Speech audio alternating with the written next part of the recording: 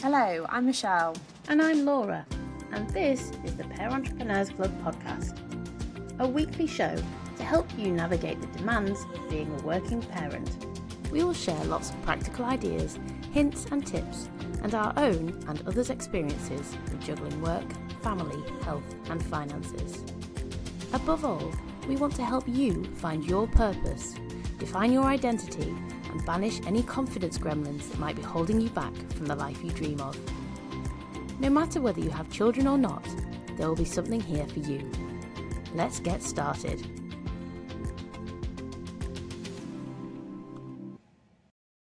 Hello, listeners, and welcome to today's episode of the Pair Entrepreneurs Club podcast. I'm Michelle, your host, and today I'm joined by Tamsin Williamson. And Tamsin is a transformational life and mindset coach for mums, aka the Parenthood Coach. So thank you so much for joining us today. It's been great watching you afar from the social media and great having a chat with you before we've hopped on. I really appreciate you taking the time, and I'm sure our listeners are going to really enjoy the conversation because you've got a great business. So if you don't mind, Tamsin, just literally hopping over to you, just a bit of an introduction about a little bit about you and your business and what you do. Yeah, of course. I'd be really happy to. Thanks for having me. Very happy to chat with you guys today. As you said, I am a life and mindset coach, and I work particularly with mums who feel that they have lost connection to who they are, to what they really are passionate about, where they're heading in life, particularly after having kids. And I kind of provide that reconnection forum for them to just take a bit of time out, really, to get to know themselves again in this version of who they've become or who they are, who they feel that they now are since they've had kids. And I help them to really rebuild their sense of confidence, their sense of self-belief, really start to kind of reconnect with their identity so that they can create a life for themselves that feels just so very right for them, but not at the detriment of then having to sacrifice being a great parent as well. So it is really about sort of bringing those two really big priorities together and feeling like you can be a great version of yourself and a great parent to your kids at the same time.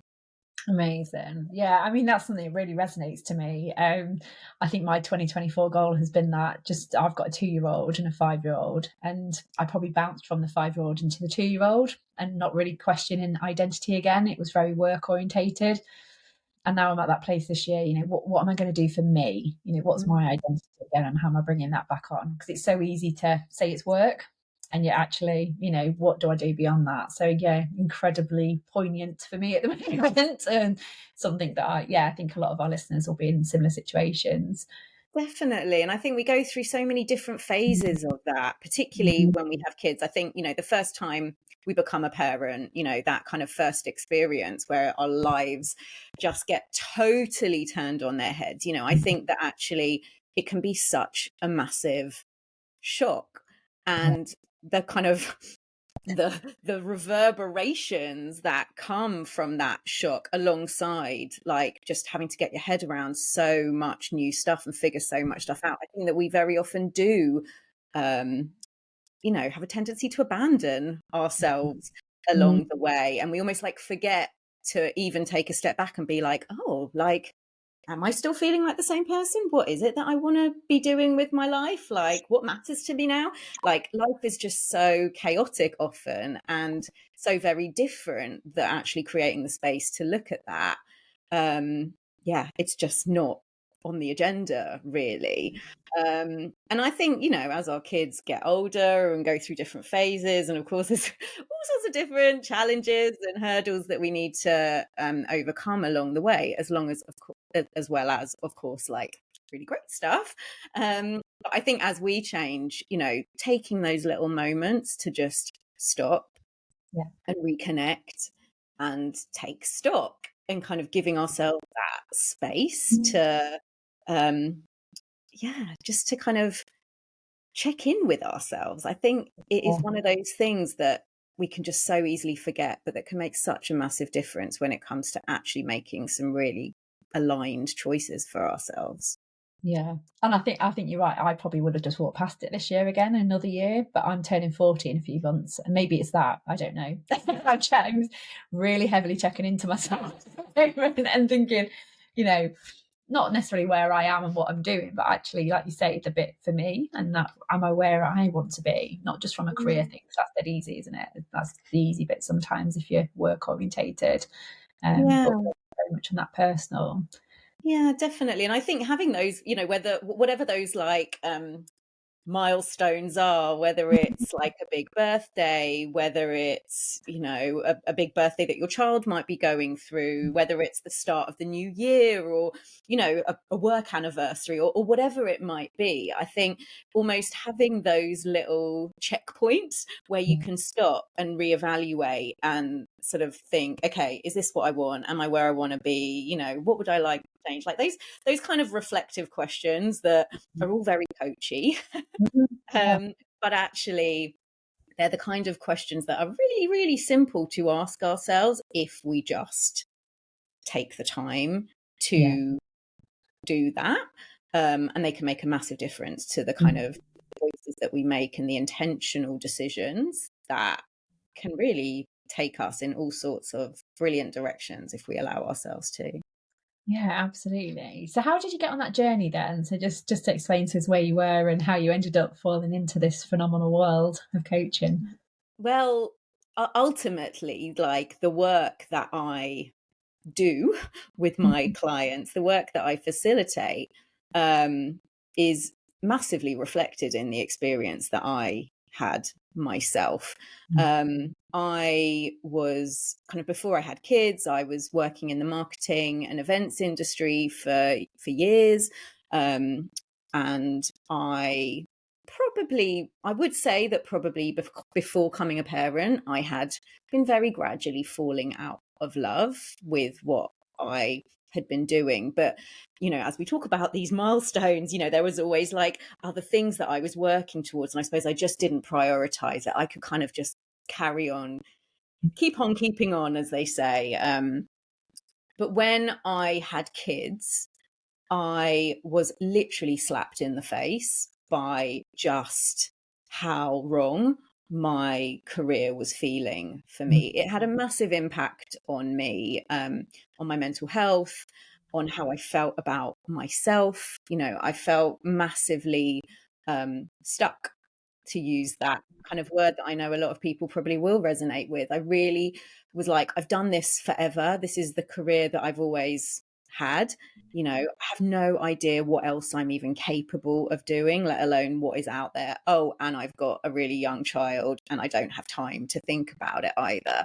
And that was a really difficult time for me.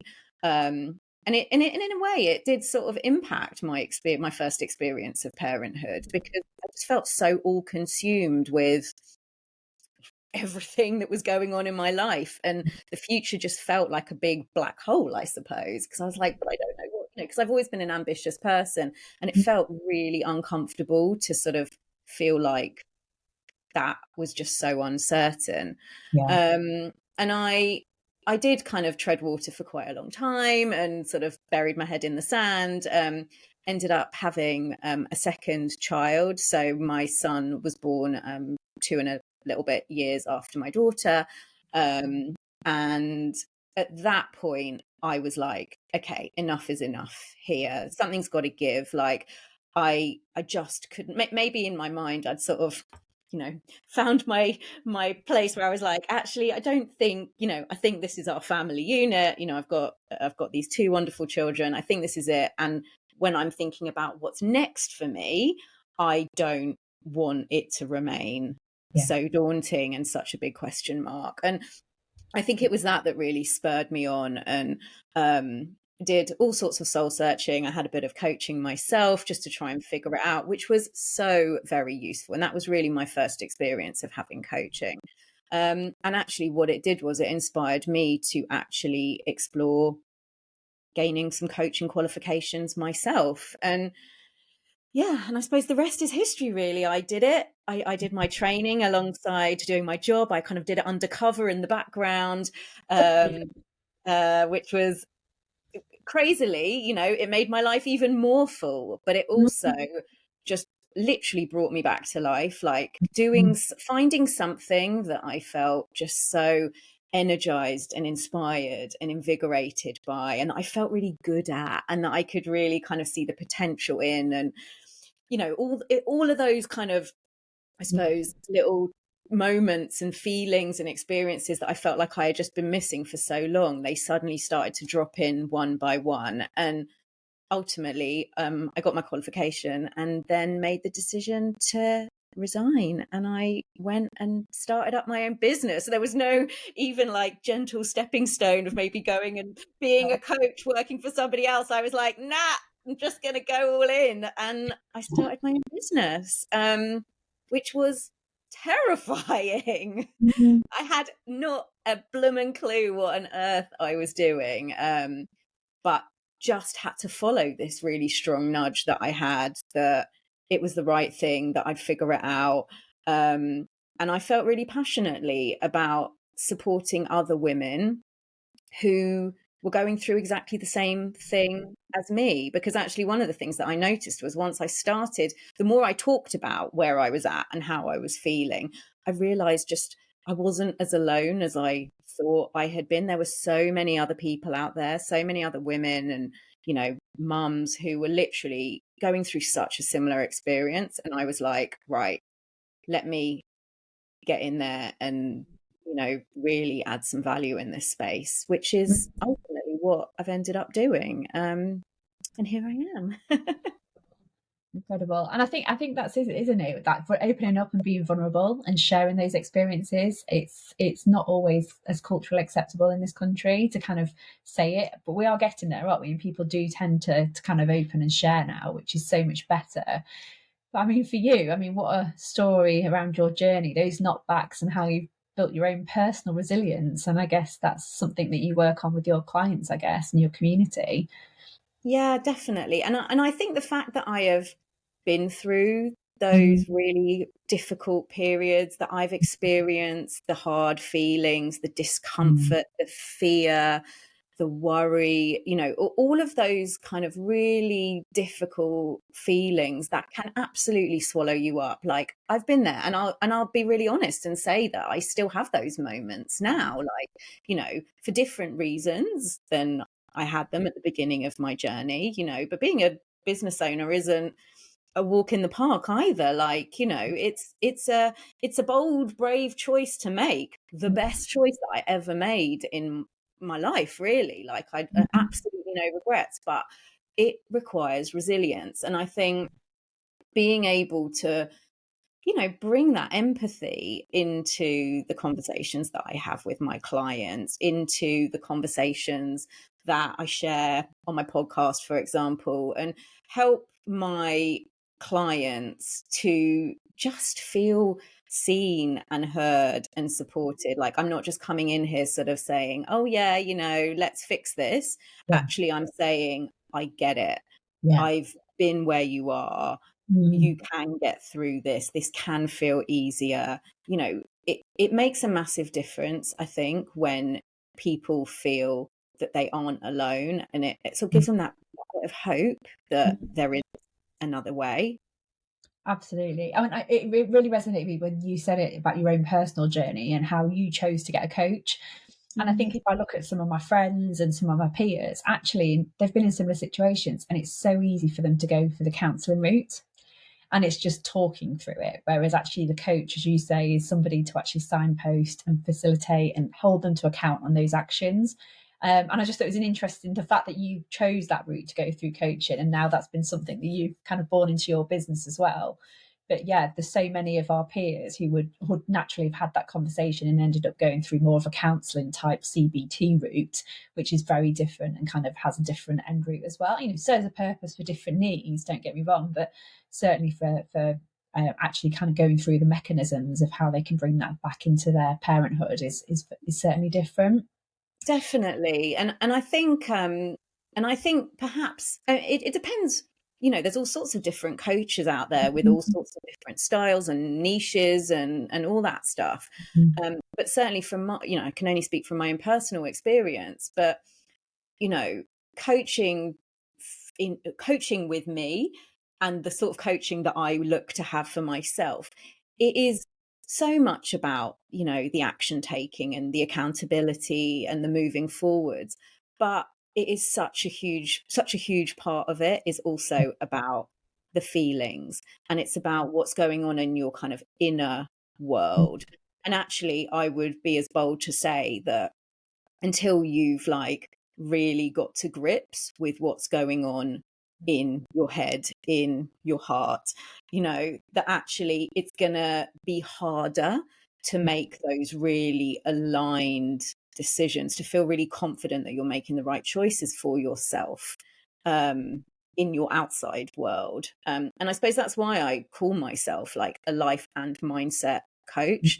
And it's why I've gone on. We were just talking earlier about NLP and sort of, the power of our minds and what an impact that can have on how we show up in the world. And for me, the two are just so inextricably linked. Like, I think, really getting to grips with the inner stuff, the Yeah. feelings and the thoughts, like, as scary as that can be for some people, actually getting to grips with those and kind of mastering your mindset and getting to know like who you really are inside, like those that work is where the kind of transformational bit happens, I think, rather than just going through the motions. Yeah, absolutely. Absolutely.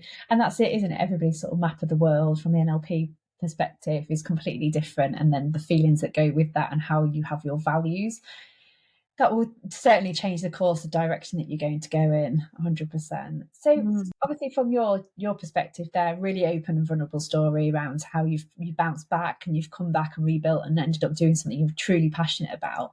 But have you got any practical strategies that you'd share for other mums about how to resiliate and build that resilience themselves and sort of navigate some of those expectations that we have as parents?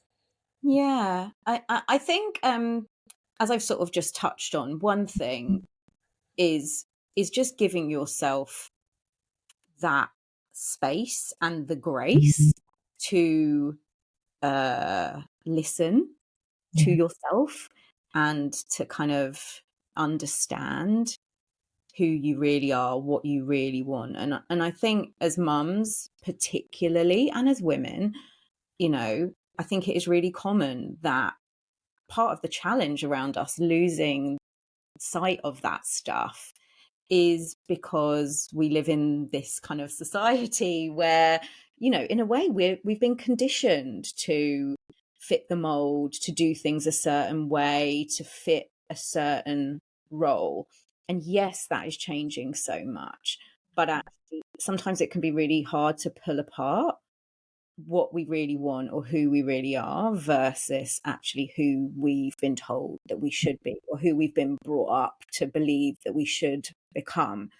And actually, what I see in my clients and what I've definitely experienced in myself is that the more connected and familiar I have become with myself, the more resilient I have become, because suddenly some of those really big decisions that I come to make, or the kind of, the confusion that I might feel in certain situations, suddenly I'm like, oh no, actually I do know what I would do or what I need to do in this situation, versus perhaps just, doing what you think you should do. And very often when you take that second option, you don't end up actually feeling that happy. Something can be a bit off. Yeah. So yeah, I think for me that is a massive, massive part of building resilience, which applies to all parts of our lives, whether it's professionally, whether it's in our relationships, as parents. I think that can be huge. And I think the other part of this is the other. One minute. I think the other really big part of that can really help build resilience is around accepting good enough, Yeah. and, releasing ourselves from perfection, of course. And that doesn't mean that we don't have to have high standards. It doesn't mean that we need to kind of feel any sort of sense of disappointment with ourselves, but sort of aiming for good enough.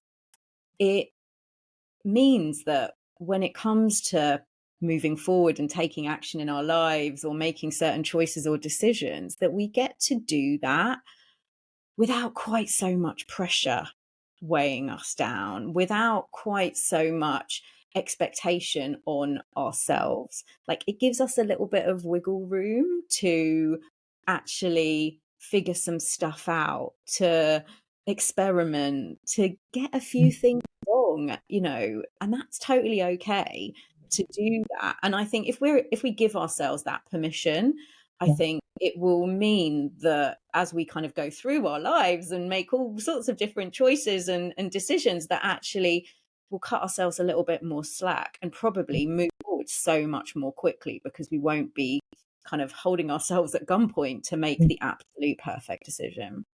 I agree. Sometimes, I mean, I talk about a lot of my clients, you can't always make that plan and decision. It needs to be kind of the bronze, and you're happy with that and you can live with that and move forward.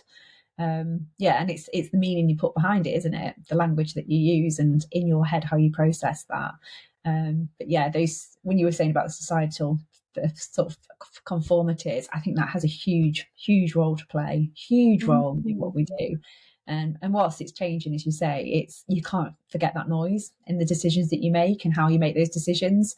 Unless you say you're building that resilience yourself and you can cut it out and tone it down a little bit and stand back and say, I actually am really confident in the decision I've made because I've done this before and I've learned from this mistake I've made, and I don't need to hear that. I'm happy with the choices that I'm going to make, either myself as a mum or a parenting choice that we might make collectively as a couple. Yeah, I think it's a fascinating topic, isn't it? And I think it's one of those things that people kind of look at in different ways. But do you have any views on self-care and resilience? I mean, from your perspective, do you kind of advocate self-care, and what would you kind of encourage? Do you take time out of your working week to look after yourself? Yes, I do. Yeah, I take a fair bit of time, good. actually, Yeah. because for me it's become a non-negotiable, really. But I think it's about also reframing what self-care actually is.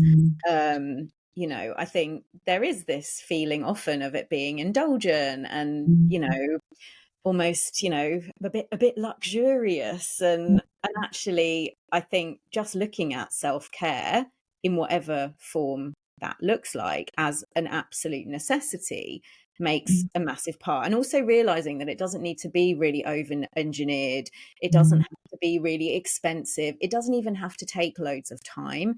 It is just these little moments of checking in with yourself and sort of asking yourself, like, what is it that I need right now? And sometimes it might be so very simple what you need, and the solution to give yourself that might be so very straightforward and accessible. But if we don't ask ourselves that question, then actually we never yeah. know, and we just go overlooked. And that's when I suppose we get to that point when we can then feel really overwhelmed or get really burnt out or lose our shit with our kids, because actually you know we haven't checked in with ourselves enough to just keep ourselves topped up. um but I think, and I know I keep coming back to this bit around getting to know yourself again, but what self-care looks like for one person might look so very different to somebody else. So this morning, as an example, I have been to a an art workshop, Oh, nice. something that's running locally. It's something that it was almost like going to therapy for me, Mm, in the yeah. sense of the mindful experience. It was creative. It was, peaceful and connected with people, and it brought me joy. And it was 2 hours where, like, I was literally just doing my own thing and doing it. And that was 2 hours. So, you know, I appreciate some people might be like, oh my God, well, I don't have 2 hours. And that's fine. I had 2 hours this morning. Yeah. And for me, that was absolutely the most beautiful way of me caring for myself. And it sort of ticked so many boxes for me in so many ways. So that's right for me. But, you know, when you look at what your version of that is, what time you have available, even if it is 10 minutes, you know, it's just kind of coming back to that self-connection piece and responding to whatever a need, a nudge, a desire, a whim that you might have. But again, not putting loads of pressure on it and actually kind of leaning into ease can make such a big difference. Yeah, absolutely. I mean, I practice what I preach the other day, and I'm not always that great at it. I kind of, you know, it's about time for me, and it's making the time. But as you say, not forcing it and not making it feel sort of artificial and staged. But yeah, for me, it was just getting out with the dog and having a really long walk in the countryside, and I did loads of time for self-reflection.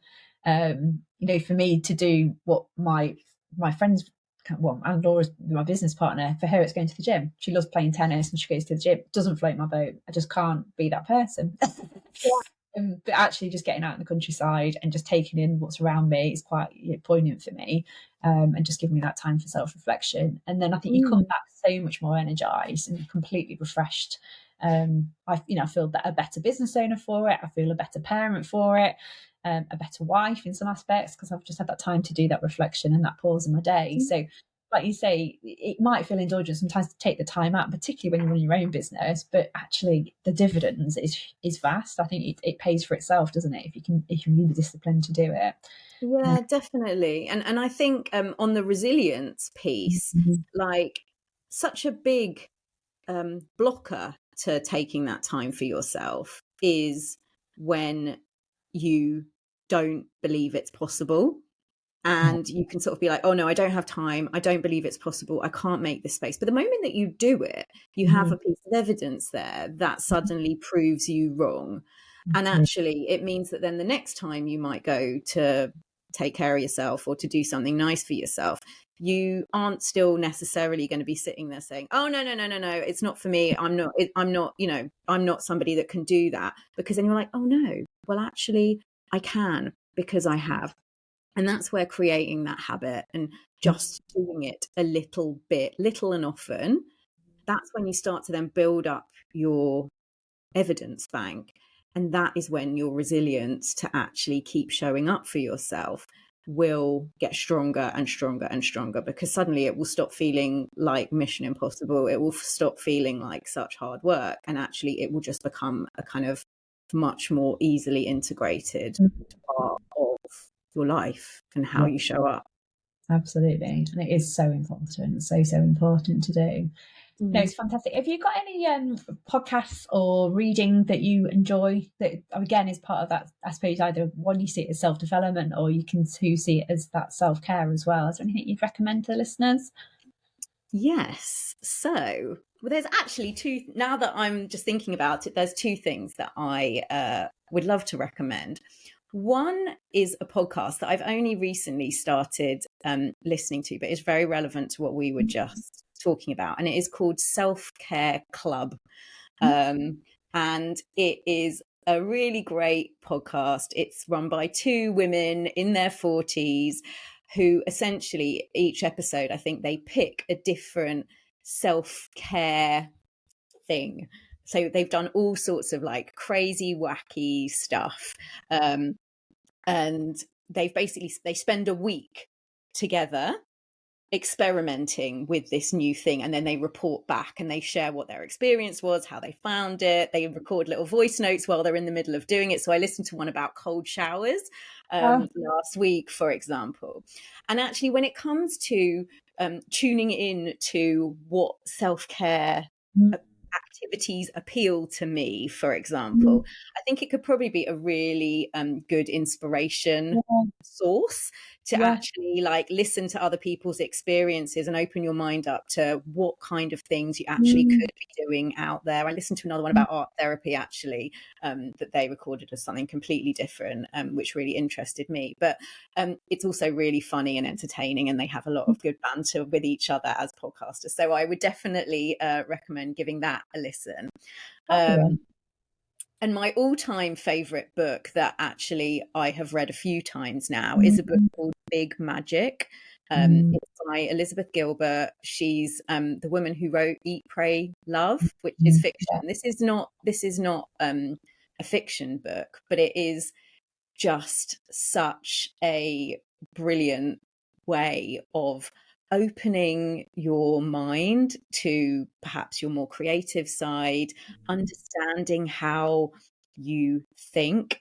But she's a fantastic storyteller. So it's not like full of theory. It's not heavy in any way. It is really entertaining, and it just gets all sorts of kind of light bulbs pinging off all over the place. To help you feel a bit more freedom around experimenting and playing and being creative in your life, even if you don't consider yourself to be a creative person, which I think as business owners, particularly, that can be such a massive blocker, you know, when you say, oh God, you know, I'm not creative at all. And actually, you know, it starts to help you realize that we all have the potential to be creative and to approach our businesses and our lives with our version of creativity.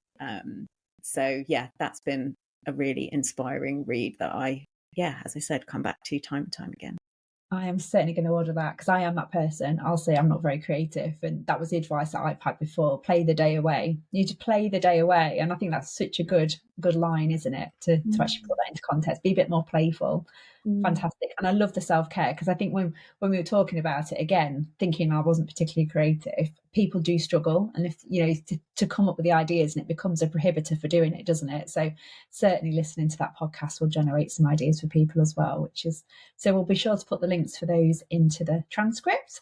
And we'll also put the links to your fabulous website and your socials as well, Tamsin. So we would like to thank a massive thank you for joining us today. It's been a fantastic conversation.